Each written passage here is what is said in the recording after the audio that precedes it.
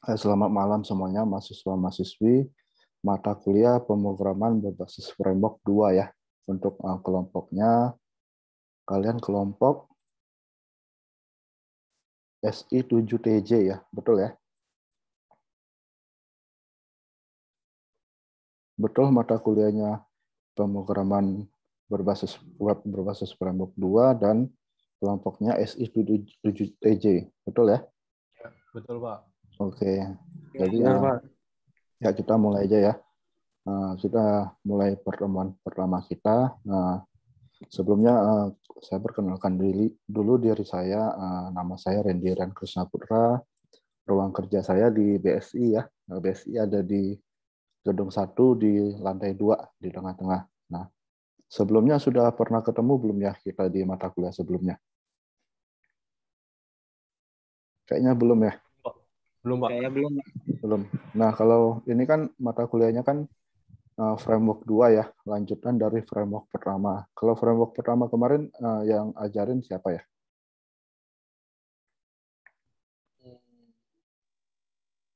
Bu Delvia, Pak. Bu Delvia, itu kalian belajarnya apa? PHP ya? Masih ingat Iya, nggak Pak. belajar apa aja? Pakai framework nggak? Itu kan namanya juga udah mata kuliah pemrograman web berbasis framework. Artinya kita membuat sebuah website menggunakan framework ya. Nah, kalau di framework 1 kalian pakai framework apa? CI, Pak. Ya. Sudah sampai mana CI-nya? Sudah sampai buat aplikasi? Sampai simpen data, update data, CRUD deh, Pak. Berarti ya, CRUD ya. Berarti buat aplikasi apa? Yang kemarin. Masih ingat nggak? HP tampil data mahasiswa. Oke, tampil Ada data mata mahasiswa kuliah, ya. Pak. Oke, untuk CI-nya sendiri pakai versi berapa? Masih ingat nggak? Versi 3, Pak. Versi 3 ya, oke. Jadi itu pengantarnya. Saya jelaskan untuk mata kuliah, pengantar mata kuliah untuk framework 2 ini ya. Jadi saya coba share screen.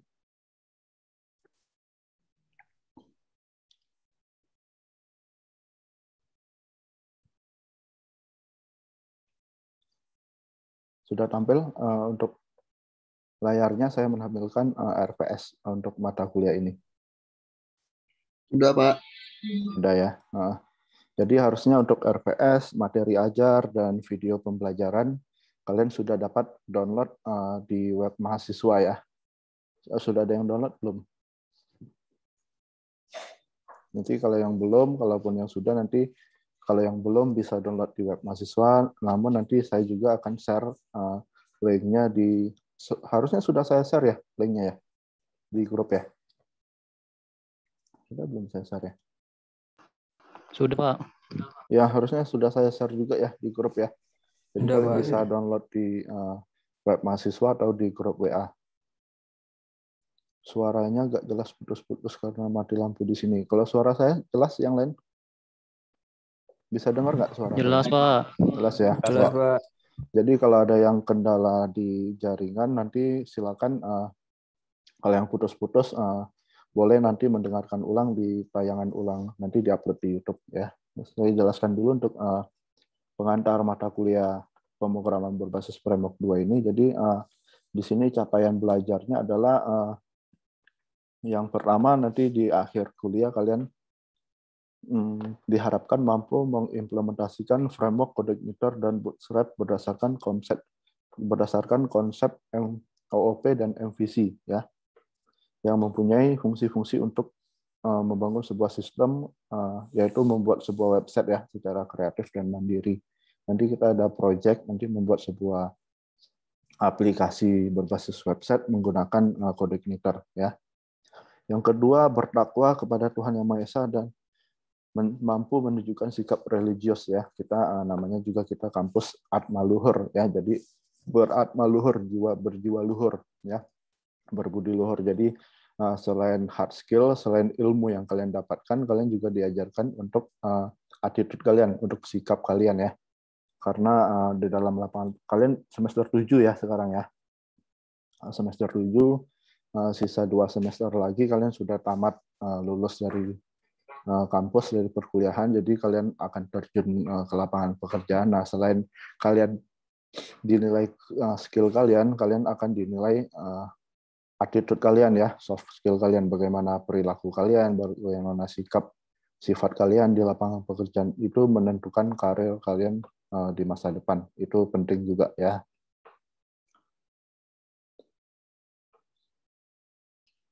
Nah, memiliki sikap untuk belajar seumur hidup. Jadi kita belajar tidak cuma di sekolah saja ya, tidak cuma di SD, SMP, SMA sampai kuliah, tidak cuma di situ saja, tapi seumur hidup ya. Jadi meskipun kalian sudah selesai kuliah, kalian kerja di pekerjaan, kalian juga belajar. Kalian belum berkeluarga, kalian setelah berkeluarga, kalian juga belajar, seperti itu. Jadi seumur hidup kita belajar. Nah, terkait ini kalian bisa baca sendiri ya untuk soft skill-nya. Nanti untuk mata kuliahnya, yang pertama, mahasiswa mampu menjelaskan konsep OOP ya, Object Oriented Programming. Jadi dalam pemrograman itu terdapat banyak gaya pemrograman ya. Ada salah satunya OOP, dan juga kalau sebelumnya kalau kalian pelajari dapat mata kuliah DPW ya, DPW, DPWL ya, itu kalian menggunakan konsep prosedural ya, seperti itu. Jadi di sini kalian akan mempelajari, harusnya sudah dapat juga di framework 1 konsep OOP, ataupun kalian dapat mata kuliah pemrograman berorientasi objek PBO, kalian juga mempelajari konsep OOP ya, seperti itu. Yang kedua, mahasiswa mampu mengimplementasikan konsep OOP pada pemrograman web. Jadi kita khususkan untuk OOP ini pada pemrograman web. Bagaimana cara membuat website menggunakan gaya OOP.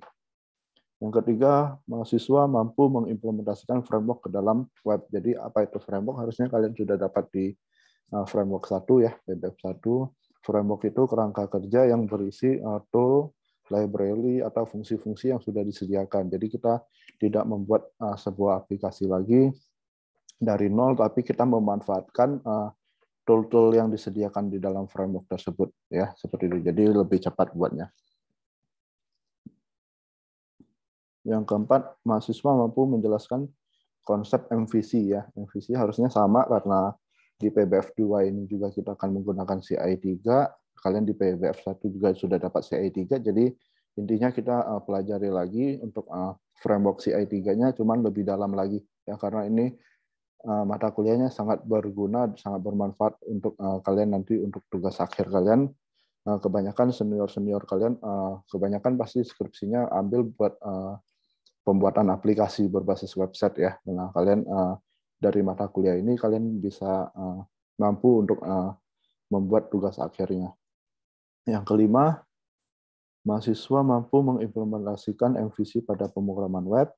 Yang keenam, mahasiswa mampu membuat halaman website menggunakan framework CodeIgniter berbasis PHP dan SQL. Ya, jadi framework CodeIgniter ini adalah framework yang berjalan pada bahasa pemrograman PHP. Jadi pada umumnya setiap bahasa pemrograman itu mempunyai framework-nya masing-masing ya, seperti itu. Kalau Java ada framework-nya masing-masing, kalau JavaScript ada framework-nya juga. Nah, kita pelajari untuk yang PHP ini juga salah satu framework-nya CodeIgniter ya. Jadi ada beberapa framework lain seperti G, Symfony, Laravel ya. Nah, itu kalian bisa kembangkan sendiri otodidak. Nah, database yang kita gunakan adalah database MySQL. Yang ketujuh, mahasiswa mampu membuat laporan perancangan dan mempresentasikan final project website ya. Jadi nanti untuk kemungkinan nanti untuk UAS-nya kalian akan membuat sebuah project ya. Nanti untuk kelompok atau individualnya nanti kita bahas. Nah, untuk referensinya kalian bisa baca ya. Ada beberapa buku yang saya ambil, atau kalian bisa dari dokumentasi yang framework-nya juga bisa ya.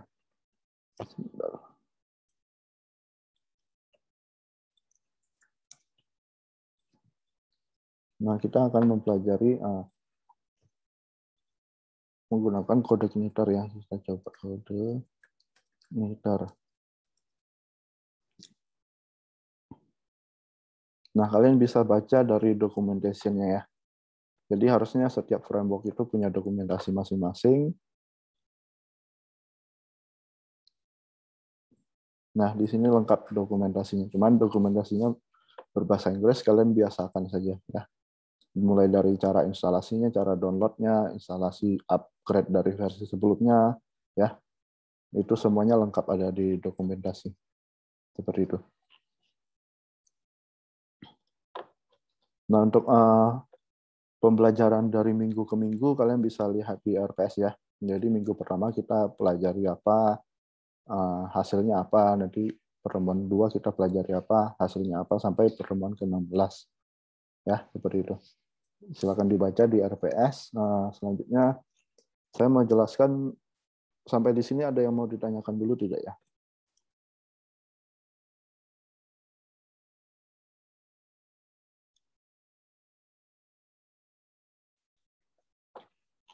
Ya, kalau tidak ada yang mau ditanyakan, saya mau jelaskan terkait mekanisme perkuliahan kita. Kalau kita sekarang kan masih online ya.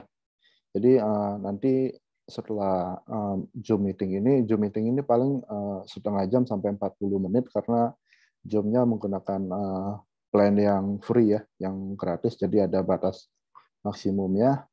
Jadi setelah Zoom meeting selesai, pengenalan dan aturan perkuliahan saya jelaskan, nanti saya akan mengirimkan sebuah link formulir ya, formulir pemilihan kuliah online atau offline.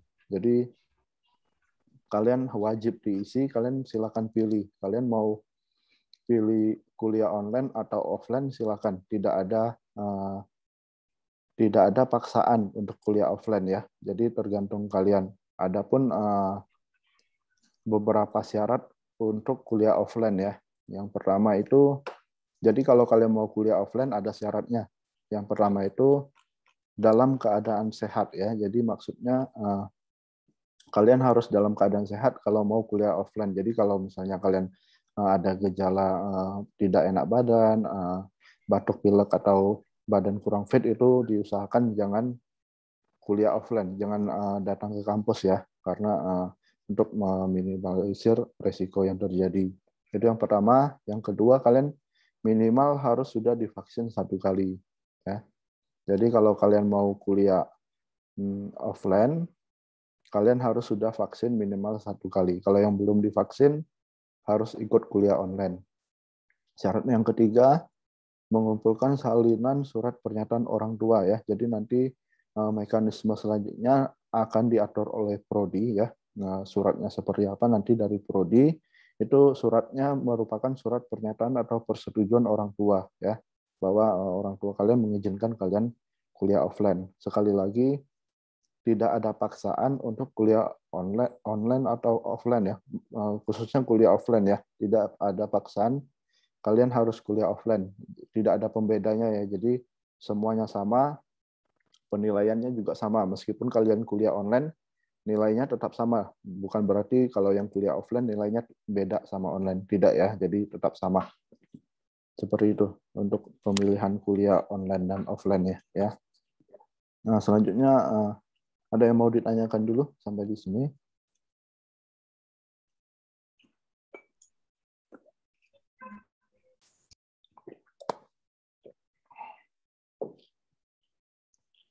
Ya, kalau tidak ada, saya lanjutkan ya untuk peraturan dan aturan tata cara perkuliahan kita. Jadi setelah kalian mengisi form tersebut, nanti hasilnya akan saya kasih prodi. Untuk mekanisme selanjutnya nanti kita menunggu info dari prodi kapan dilaksanakan kuliah offline-nya, dan mekanismenya seperti apa nanti diatur prodi ya. Seperti itu. Nah, untuk perkuliahan kita sendiri, untuk materi dan bahan ajar dan video pembelajaran itu harusnya saya sudah share sebelum perkuliahan kalian dimulai ya. Jadi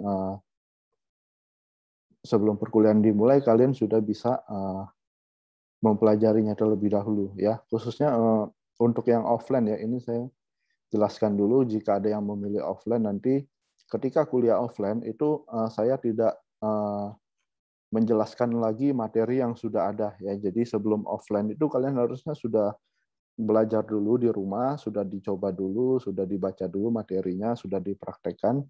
Nah, pada saat kuliah offline itu waktunya untuk diskusi, tanya jawab, dan membantu yang mengalami error seperti itu. Jadi yang kuliah offline tidak akan ada penyampaian materi ya. Jadi kuliah offline-nya cuma sebatas sharing, diskusi, dan tanya jawab saja jika ada yang mengalami kendala seperti itu ya.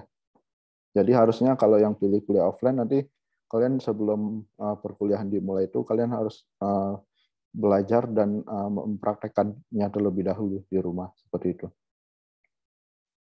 Nah, pesan saya untuk yang kuliah offline ya, karena di semester sebelumnya pengalaman banyak yang pilih kuliah offline tapi yang datang hanya sedikit ya. Jadi saya mohon komitmennya ya. Pesan saya sekali lagi, kalau kalian pilih kuliah offline, kalian wajib hadir ya. Kalau dalam keadaan sehat ya, wajib hadir di kampus ya.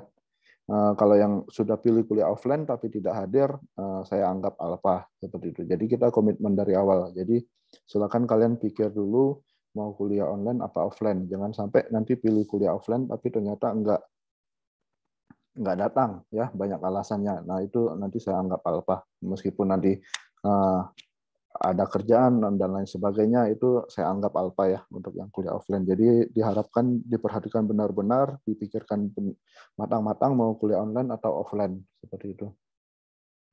Selanjutnya yang ingin saya sampaikan terkait tanya jawab ya, tanya jawab di grup.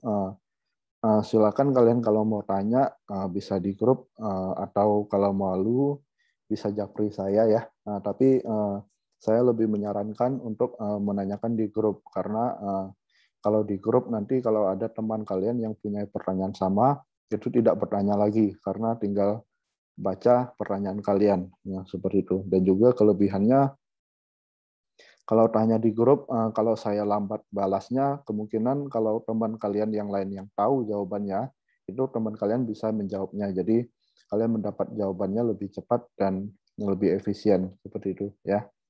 Dan juga untuk tanya jawabnya diusahakan diperhatikan sikapnya ya. Jangan sampai tengah malam kalian masih tanya ya seperti itu. Jadi ada batas waktunya, diusahakan memang kalau perkuliahan kita malam dari jam 7 sampai jam 9, paling batas maksimumnya sampai jam 10 ya, seperti itu. Nanti kalaupun ada yang chat sampai jam 10 itu biasanya saya baca tapi saya tidak balas ya, seperti itu. Nanti kalau saya balas nanti jadi kemungkinan jadi berkepanjangan, jadi saya batasi waktunya sampai jam 10 kalau yang mau tanya. Yang tanya lewat jam 10 itu saya baca tapi tidak balas. Jadi itu resiko Anda. Kalau pertanyaan kalian tidak saya balas, berarti artinya itu sengaja ya. Jadi biar kita belajar juga lewat sikap dan sifat kita, perilaku kita seperti itu. Selanjutnya pengalaman yang terjadi sesudah semester sebelumnya juga untuk kuliah online ini banyak yang kebablasan ya. Kebablasan di sini artinya kalian kuliah online cuma isi kehadiran di classroom, hadir Pak, name ini hadir Pak. Tapi sudah kalian cuma komentar aja tapi tidak mempelajari materi yang diberikan. Nah, itu sudah terjadi di semester-semester sebelumnya. Nah, untuk khususnya di mata kuliah saya nanti akan saya jaga ketat ya. Akan saya jaga ketat. Setiap minggu pasti akan ada yang dikumpulkan di Google Classroom. Bukan tugas, tapi hasil belajar dari materi pertemuan tersebut. Jadi nanti kelihatan siapa yang sudah mengerjakan atau tidak. Itu toleransinya waktunya 1 minggu. Jadi meskipun kalian sibuk, misalnya kita kuliahnya hari Kamis jam 7 sampai jam 9 malam. Nah, kalian sibuk di jam tersebut. Nggak apa-apa, itu hasil pengumpulannya itu, hasil belajarnya tidak dikumpulkan pada saat itu. Nanti saya kasih batas waktu 1 minggu. Jadi harusnya dalam 1 minggu, meskipun kalian sibuk 1-2 hari, ataupun setiap hari sibuk, kemungkinan harusnya dalam 1 hari itu kalian dapat meluangkan waktu 1-2 jam seperti itu ya. Jadi harusnya masih bisa belajar ya. Jadi tidak ada kata santai ya. Nanti akan dilihat dari setiap progres perkuliahan kalian ya, setiap minggu perkuliahan kalian. Dan juga saya kasih pesan lagi di awal, saya tidak menerima pertanyaan di minggu ke-7, 8, 15 dan 16 ya. Jadi kebanyakan pengalaman sebelumnya kalian ikut kuliah online, tinggal komentar, tapi kalian tidak belajar, tapi pada saat mau UTS kalian baru sibuk ya, baru sibuk mengerjakan, baru sibuk install ya. Nah, itu jadinya susah di kalian juga ya. Jadi kalian kesulitan, jadi saya kasih peringatan terlebih dahulu, saya kasih pesan di minggu ke-7 dan 8 tidak ada pertanyaan ya. Jadi pada saat seminggu sebelum UTS dan pada saat UTS-nya itu tidak ada pertanyaan, dan di minggu ke-15 dan 16 juga tidak ada pertanyaan ya. Jadi meskipun kalian tanya di minggu itu, kalau berkaitan dengan materi-materi yang sudah lama itu tidak akan saya balas. Itu saya cuma baca aja, itu sudah saya sampaikan di awal ya. Jadi yang nggak ikut Zoom meeting ini bisa lihat tayangan ulang atau bisa tanya ke temannya, atau teman yang hadir di sini bisa sampaikan ke teman yang lain. Jadi saya sudah sampaikan di awal ya, seperti itu. Terus apa lagi nih? Sampai di sini ada yang mau ditanyakan? Silakan yang mau ditanyakan. Untuk software, saya sudah share juga ya di grup ya. Ada beberapa yang harus kita siapkan. Yang pertama XAMPP, SAM. Yang kedua CodeIgniternya. CodeIgniternya juga sudah saya share di grup WA. Softwarenya tinggal download. Nanti cara instalasinya nanti ada di materi kita pertemuan kedua ya harusnya ya. Terus yang ketiga kode editor. Kode editor ini kalian bebas ya mau pakai yang mana. Asal jangan pakai Notepad aja ya. Nanti kalian bisa pakai Notepad++ atau Sublime Text atau Visual Studio Code. Nah, terus harusnya softwarenya cuma itu saja. Nah, ada lagi yang tanya, Pak, untuk pembelajaran tapi kendala dengan laptop. Gimana, Pak? Apa boleh pakai laptop kampus? Ya, betul. Ya, jadi kalau kalian tidak punya laptop, silakan ke kampus. Kampus sangat tersedia ya. Jadi meskipun tidak di jam perkuliahan ya, tapi nggak tahu ya nanti kalau sudah kuliah offline tentunya lab itu kan nanti terisi penuh ya, ada jadwal mata kuliah yang lain. Tapi kalau yang sekarang kalau masih online ya dan belum ada pemberitahuan dari prodi terkait kuliah offline-nya, kalian boleh ke kampus ya. Nanti kalian tinggal koordinasi dengan laboratorium komputernya, lab kampus ya. Nanti kalian tanya saja dengan kepala lab, minta izin untuk minjam laptop yang ada di lab seperti itu ya. Dan juga untuk yang tidak punya laptop ya, itu solusi pertama. Solusi kedua saya sarankan yang tidak punya laptop ikuti saja kuliah offline seperti itu ya. Jadi kuliah offline sudah punya jadwal kuliah offline-nya, kalian bisa pakai laptop yang ada di kampus seperti itu ya. Ya, silakan yang lain yang ada yang mau ditanyakan.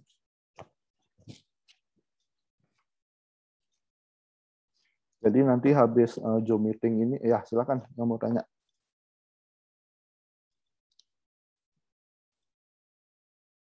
Jadi habis Zoom meeting ini nanti ya saya akan share formulir pemilihan kuliah offline online-nya. Jadi jangan langsung tutup ya, kita belum selesai kuliahnya.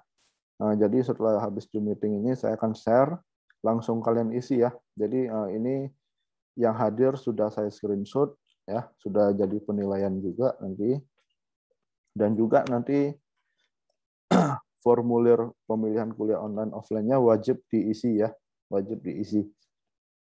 Selanjutnya nanti saya akan share juga untuk materi pertemuan 1 dan video pertemuan satunya. Jadi habis kalian isi formulir itu kalian langsung belajar ya. Jadi jangan langsung berhenti, langsung selesai kuliahnya, enggak.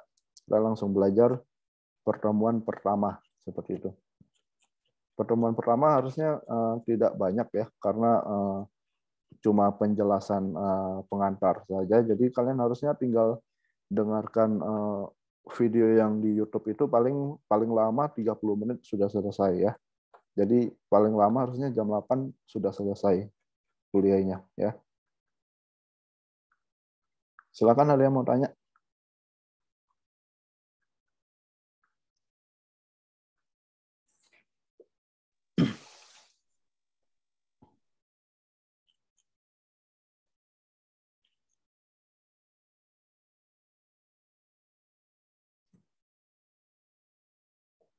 Ya, saya anggap tidak ada pertanyaan lagi ya. Sudah cukup jelas untuk saya sampaikan untuk pemberitaan atau pesan yang tertinggal yang nanti mungkin kalau ada belum saya sampaikan, nanti saya sampaikan di grup ya. Untuk video Zoom meeting ini saya selesaikan sampai di sini ya. Selamat malam, salam budi luhur.